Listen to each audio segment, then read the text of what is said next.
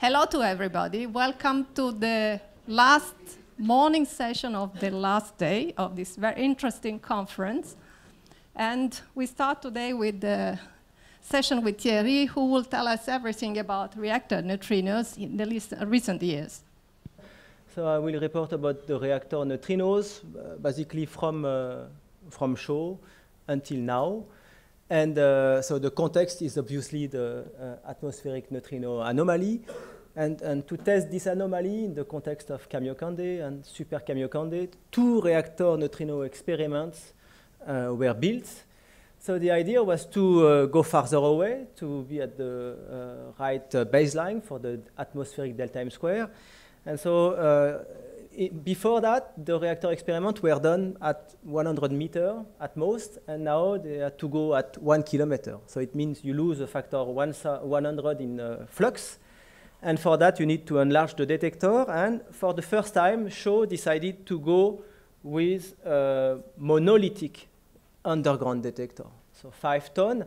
And so they needed to go underground. And for the story, I think this is the mother of Hervé de Quéret that found this site at the SHO nuclear station. So these are, there was before an underground nuclear station and 2 galleries that were used for the excavation that were used for the SHO experiment. So there was another feature, so the use of a large quantity of gadolinium doped scintillator.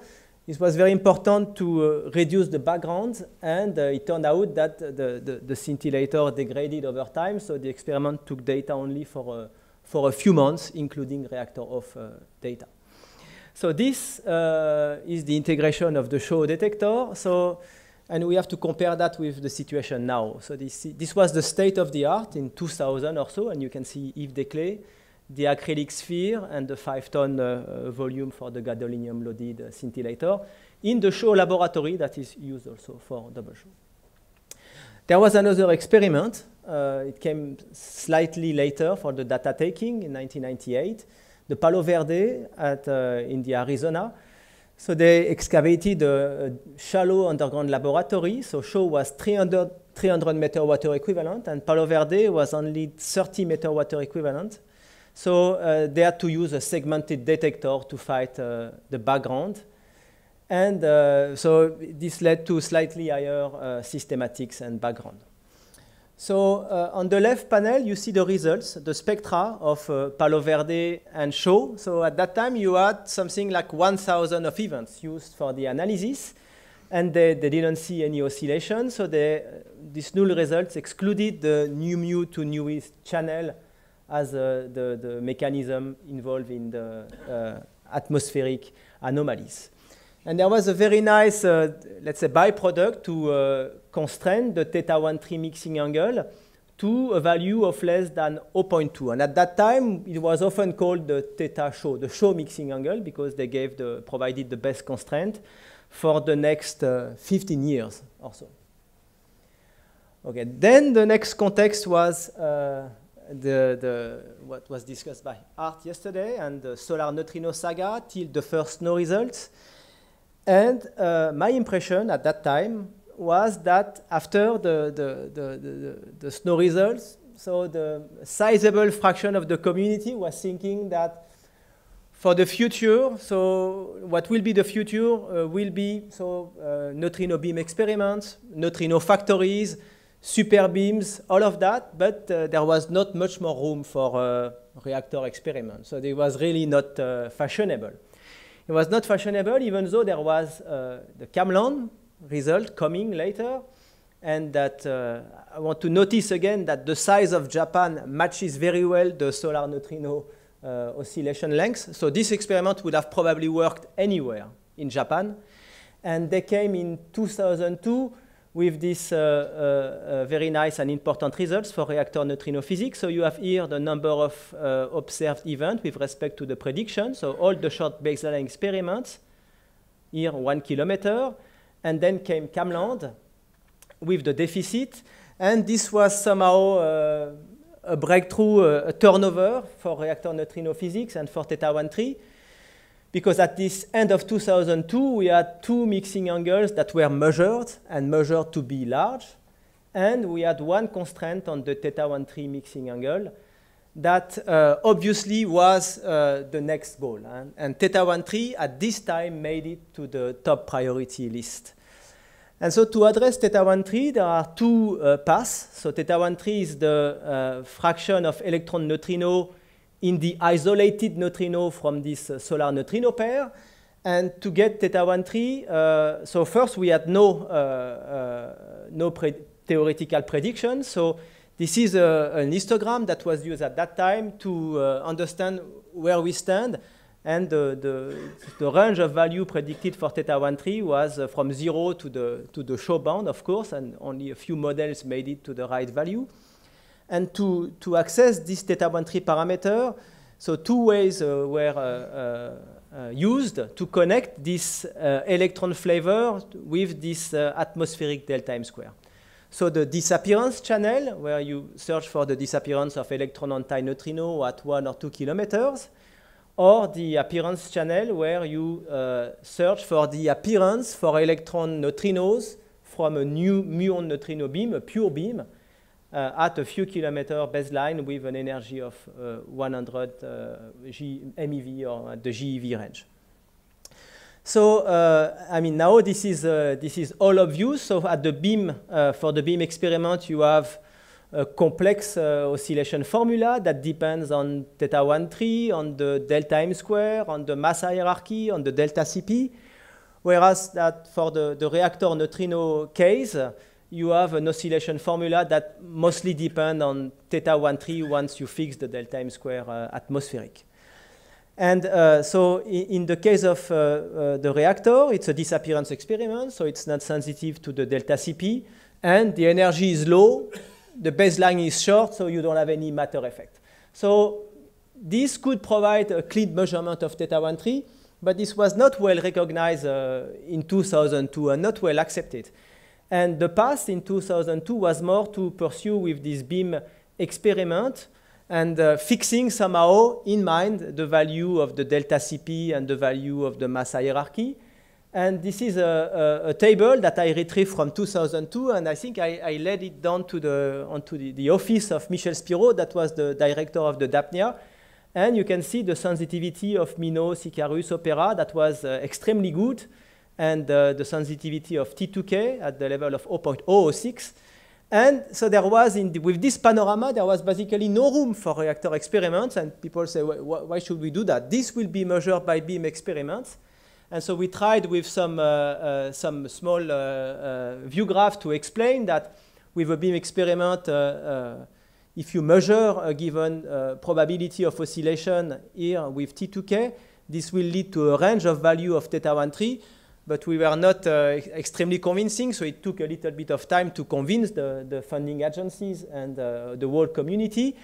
And there was an important paper coming. So this is the situation that we had in 2002 with the sensitivity on θ13, the 90% confidence level, for MINOS, Opera, Icarus, and NUMI and T2K that were extremely good.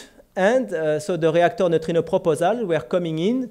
And there was also the fact that people didn't believe these results, because these results would necessitate a systematic error of a few per mil. And at that time, nobody believed that one could reach these low systematic errors with reactor experiments. And then came this paper by the group of Manfred Lindner that did a kind of overall analysis of the sensitivity of beam compared to reactors. And so it convinced people that for the reactor case, the sensitivity is driven only by systematics. And one has to believe to these values, but once this is done, you get a clean access on the θ13 parameter, whereas that for the case of the accelerator, there are correlation and degeneracies between the parameters that shifts to the right your sensitivity to θ13 only. Of course, they can do much more, but at that time, it was more sold to measure the θ13 and detect the θ13 mixing angle. And then it was also acknowledged that there is a great synergy between beam and reactors, because if you take the θ13 value from the reactor experiment, then you may be able to constrain the Cp And it turns out that this is now exactly what is happening, of course.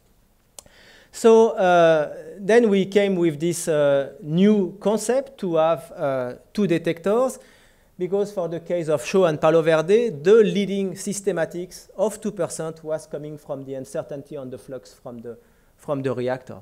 When I say new, it was absolutely not new indeed, because this was already published by in the mind of many people that were doing this kind of physics. And there was this nice proposal in the Siberian taiga, the Krasnoyarsk, to use this underground reactor with a 2-detector setup to perform measurement to search for θ13.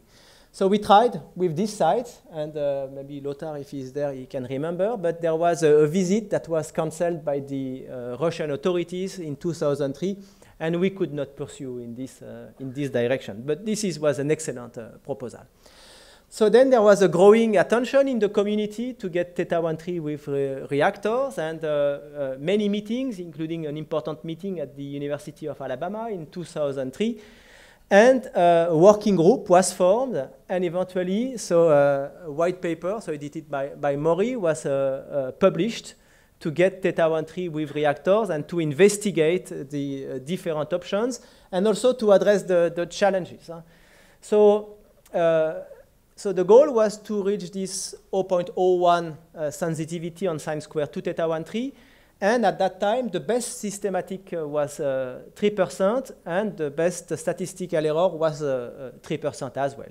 So one has to improve the statistics, and this is rather trivial. So to increase the volume and the data taking time was not so difficult, because Chaux was running only for a few months. And optimize the baseline from 1 to 2 kilometers to enhance your signal. And concerning the systematics, it was more tricky, and there was a lot of work to show that once you get out of this problem of the reactor neutrino flux with a near detector, you can reduce the detection efficiency to the per mil level, the energy scale, and the knowledge of your target volume also to the per mil level. And for that, there was a proposal for a new design that was not very new, but a little bit new, to have gadolinium liquid scintillator as the target, and then a scintillating buffer, as for the case of the Chaux experiment. But then in addition, one needed to reduce a lot the backgrounds, and to reduce the backgrounds, we needed a non-scintillating buffer, and then PMTs, and then a veto to reduce the cosmogenic backgrounds. So this was the proposal, and many sites, a plethora of sites were investigated within 2002 and 2005. And I will come to these proposals, because these are the ones that are forgotten. So there was the first one, the first complete proposal was from the Japanese, from Suekane-san, at the Kashiwazaki Kariwa power plant, the largest power plant in the world. And he thought of putting a double Chaux-like detector in shafts, 3 shafts at 200 meters below ground. So this was a very nice idea, and he was asking for 10, 20 millions to do that. And it was a bit tricky for him, because at that time, T2K was first meant to measure θ13, and people were trying to also get the T2K finally approved with this $200 million. And Suekane-san was coming there and saying, okay, I can do almost the same, but for 10, 20 million. And it was a very hard time, and it was very embarrassing also for the community to have to defend this project, I guess. And this project was eventually abandoned, and this group merged with the double Chaux, because apart from the site, this is exactly what we wanted to do also in Europe. So, and maybe it was something good, because you remember of the major earthquake and tsunami and the shutdown of all the reactors, and now they restart at Kashiwazaki, but this experiment would have had to survive in this shaft, and then the reactor would have been turned on for many, many years. So there was also a very nice project, and to me this was the most attractive proposal at the Diablo Canyon power plant in California, so pushed by Stuart Friedman and Kirsten Eager. And it was the best site, because 1.8 kilometers from the plant there was this canyon. And in principle, you could have had a very short tunnel and put a detector there, and you would be at the right location. So unfortunately, they decided to go to a much more complex design a la Diabet now, with 2 kilometers of galleries in all these nice hills. And this project was somehow under pressure. And the power plant was under pressure by environmentalists. And this project was abandoned. And eventually, I would say this project was realized in China. So another project that was very interesting and would have been complementary is the Braidwood. It was pushed by Mike Chavis and Ed Blutcher. And they wanted to go to the Braidwood power plant near Chicago and to excavate 2 shafts and to have large spherical shape detectors without gadolinium. And this would have been extremely interesting now because first, the spherical shape, so the energy scale problems and the detector response would have been very different with respect to double show, Diabet, and Reno. And so for the bump investigation, for instance, this would have been extremely useful. And also now we know that such project could be done without gadolinium, even though this is not what we pushed at that time. Project was also proposed at the Angra site in Brazil. So then during all this period, we had endless discussions with Braidwood and Diablo Canyon and Diabet people, whether we should and we could move and swap the detectors in order to cross-check all the systematics. And this was, these were endless, these talks, and these were the idea to take one detector with the crane, to move it, and to put it to the other side. And eventually, you guess, obviously, that this was never done. So sites were also investigated in France, and France, so I was told by Maury Goodman, that France was a very good country to perform this kind of experiment, and he explained me what is the difference between France and US for this kind of project, is that in France you have only one type of nuclear reactor, but 100 type of cheese, whereas this is the opposite in the US. Huh? So you have 100 type of reactor, but only one type of cheese. So it was a very good motivation, I guess, to come to help us. And so we investigated sites, and there is a little story. So we investigated site in the Rhône Valley with Michel Cribier and Hervé de Queret, that Michel is there and Hervé is there. And as soon as we took the picture from the plant, the police stopped and arrested us. And then they called the plant, and this was a kind of a big mess. And okay, they told us that we were potentially terrorists that were preparing an attack of the power plant. So we said that we are from CNRS and CA, and that, okay, so this we are not. So finally they let us go, but they asked for the name of our boss, and we gave the name of Daniel, and they called Daniel, and obviously he thought it was a joke. So, but eventually he had to arrange the situation for us. So we came back to show in 2003. And so we came back because we wanted to explore a tunnel that was there, that was eventually not used. And so we made this first design of a spherical detector, but we had to fit into a cylinder. So we made the design cylindrical, even though it's not good for the energy scale and the detector response. And eventually, we ended up with 12 identical cylindrical detectors in double show, 2, Diabet, 8, and Reno. So these are very, very similar detectors that were eventually built. So for double show, it started in 2002. It was approved in 2004. We took data with the FAR detector in 2010.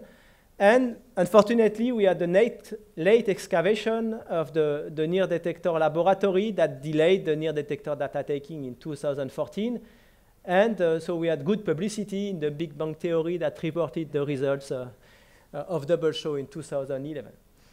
So the second experiment that was eventually done is Reno. It was a Korean-only effort, starting with very, very little expertise, only 30 people, some cut and paste.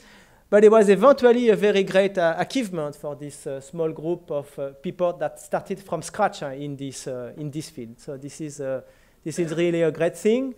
And there was a colossal experiment being built, few kilometers of galleries, and a decision to have the largest US-China collaboration and the Diabet FAR detector site. And it contrasted a lot with what you saw in the beginning of the presentation with the small show laboratory. And so major progress were performed in this field. So the results, you know, they were published in 2011 and 2012, the first results, and the 5 sigma discovery for the positive value of θ13. And today, so the reactor experiments, they provide the most precise value of θ13 at the level of 4% for sine square, the θ13, and you have here the very nice results and the very nice spectra reported by Diabe in 2018. So I would like to conclude with 2 openings. So during the preparation of double show, we had to reevaluate the reactor neutrino spectra because the near detector came late. So we had to interpret the reactor neutrino, the results anyways. And this led to a reevaluation of the flux by something like 3.5%. And it had some consequences because it led to this reactor antineutrino anomaly in 2011. So before, the flux matches with the observation at short baseline, but it turns out that now at short baseline this is not the case. There is a discrepancy of about 7%. And it's about 3 sigma, it's weak, and it's still unexplained. So we see now that we have new questions with respect to what we had in 2002 when we started. And we were talking about so mistakes or anomalies, and in that case, I think it was rather positive because even so, this is a statistically weak anomaly, so there was a problem with LSND, there was the problem with the gallium, and people always said that, okay, we should not give too much credit because on the reactor neutrino side, there is no problem. The reactor neutrino fluxes measured at short baseline, they match the prediction. But after the reactor neutrino anomaly, this was not the case anymore, so there was more doubt, and it triggered a lot of projects and many short baseline neutrino experiments that unfortunately I have no time to talk about now. And then we have also a new anomaly that was revealed at the Neutrino 2014 conference. It was a bit strange the way it was revealed because it was seen in the, it's a 10% relative effect, and it was seen by the SHO nuclear, at the SHO experiment with the FAR detector. It was reported by Renault, but at that time, it is my last. At that time, it was not reported by the Diabe. That was somehow politically maybe not ready to show this effect that, of course, they had seen maybe even during the first week of their data take. So this is a distortion that is called the bump. This is the ratio of the data with respect to the Monte Carlo. So when we say Monte Carlo, it includes the reactor neutrino fluxes, prediction, and it includes also your detector response. Huh? So, and we don't know what it is. It's likely to be the reactor, according to many people, but one should not forget about that. And especially because this, all these distortions, and it includes, Peter, now the Gaussian, they don't agree very well if you do a careful statistical analysis. So there are probably rooms for both interpretations, and this has to be solved in the forthcoming years. So I would like to conclude by a dedication to the Hervé de Quéret that was dedicating the last 15 years of his life completely to the double show experiment. So he was an extremely nice, extremely empathic person that never got angry. So I try to remember when he got angry, and Michel, I don't know if you remember, so we were coming back from show at the very beginning. We were searching for a name for double show. And myself and Michel, we proposed showbiz. That would have been a little bit disturbing because Hervé was fearing that people enter the room and say, okay, greeting to the artist, speaking about his collaborator. And I remember he got extremely angry in the car. And this is the only time I've seen that. And so I'm done now, and I just would like to thank Michel and Daniel for organizing this very nice conference. Thank you.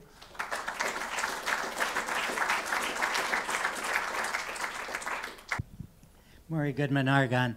I have a short story and a question. Stu Friedman was leading the Diablo Canyon effort in trying to work with the management there in order to get approval to work there. And one of the persons there had a good friend who was on the National Science Board, which oversees the National Science Foundation. So we went to him and he said, what can you tell me about neutrinos? There's this group of people that want to do an experiment at my reactor. And he was told, well, the only thing I know about neutrinos is that there's this big group of people who are building this big neutrino detector down at the South Pole. And that's what the National Science Foundation is interested in. So the director said, thank you, you've told me everything I need to know.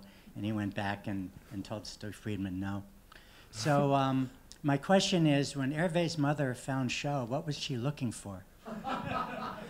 I think she was involved, I don't know if Michelle Obolenski is there, she was, maybe Michelle knows better, but she was involved in the local politics, and she was aware of all, I mean, they were from this region of France, not exactly there, but in the area, and so she was in contact with local authorities, and they knew about this underground power plant and this dismantling of the power plant, and it came to her ear, and then she just passed this information in a dinner to Hervé, that was also thinking of this experiment, and this made it. So as usual, it comes very often to the personal level. So I'll just add, I was part, more or less peripheral part of the plan to use the California reactor. And Stuart, of course, was the big pusher of it, but it was approved by PG&E Board of Directors and so on. And eventually, it came down, the decision came down to the manager of the local plant. And the decision, as I understood it, was ultimately that these physicists don't make money for the plant and they could only do harm and do us no good. It was the money in the end. The name of Lev Mikhailyan, who was kind of one of the persons who pushed this next generation. He was in shoes, of course, but pushed for this one remixing. Yeah. And I remember we exchanged some mails, and he was saying, oh, there are these stupid theoreticians who are saying that this 1,3 is small. Should we proceed further or not? Yes, and he was the author.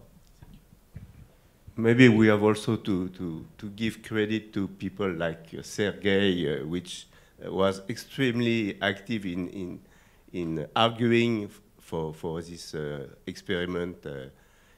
He was very quickly convinced that this reactor experiment could do a very nice job, especially because this idea that you mentioned to have a sensitivity so low were seems completely unrealistic. You show prediction, but they were not based on anything that we can understand, and Sho has not the ability to go so low in sinus square to theta, and I think Sergei was very active in helping us for that. So I fully agree, and so I would like to also to thank many people that have supported this effort. And I mean, you're right to say that it was quite in the beginning. It was quite tough because yeah, people. I mean, we were talking about belief. And at some point, when you do go through the funding, people have to believe that even so you don't have all the answers, all the simulation and everything, and you have to believe that it can go through. And I mean, Michel, you were among the first in France to believe that we could make it. But until this time, we lost time because people were listening to the community, and some were saying, yes, it's possible. Some were saying it's completely impossible, and were fighting against that. And I think that if we would have believed collectively earlier, we could have made it through much earlier for this reactor experiment. It has certainly been an incredible effort and an excellent. I would advocate for taking more risk. So. Okay, Daniel. No, just I remember that Hervé was working on the reactor experiment since 20 years. And at the beginning of Double Sho, he said, we will improve the limit by a factor 10. And I remember I told him, you have not to improve the limit, you have to find theta 1,3. And then he was successful. Okay, I think it's a good point to stop. you can imagine that it could, I mean, SHO could run only for 6 months. And because of the degradation of the liquid scintillator. And SHO has a limit of about 0.14 at this delta M square. And so if SHO would have run longer with a stable scintillator and with better data also to fight the backgrounds, so theta 1.3 would have been, there would have been a hint for sure. On theta 1.3 with the bump and with some uncertainty would have not have been the end, but it would have been a very strong guideline that could have changed all the panorama, because experiments could have been tuned to really look at that in much more details.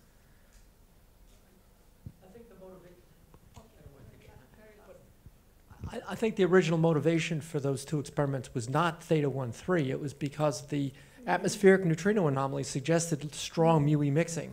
And this was, as you pointed out, the best way to go after it, the most efficient way to do it.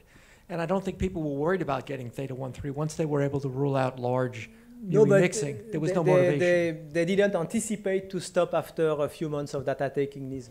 So. Okay, so let us thank again Thierry for this very interesting talk.